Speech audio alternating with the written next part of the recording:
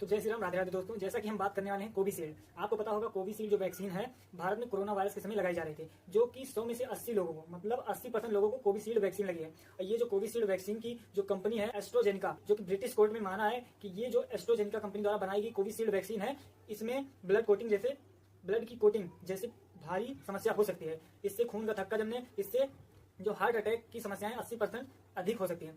तो जैसा कि आपको पता होगा भारत में सबसे ज्यादा वैक्सीन जो लगी है ये कोविशील्ड है, जो कि आधार पूनावाला की सीरम इंस्टीट्यूट ने बनाया था भारत में।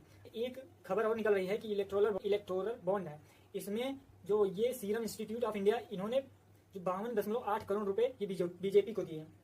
अब पता नहीं किस कारण दिए हैं, किस कारण नहीं दिए हैं, लेकिन जो ये सीरम इंस्टीट्यूट की कोविशील्ड वैक्सीन है, इसकी काफी ज्यादा हार्ट अटैक की संभावनाएं हैं, ये हो सकती हैं। अब ये तो जो serum institute of India AstraZeneca company की वैक्सीन है, उन्होंने अपना ब्रिटिश कोर्ट में माना है उनकी काफी ज्यादा वैक्सीन और भी कुछ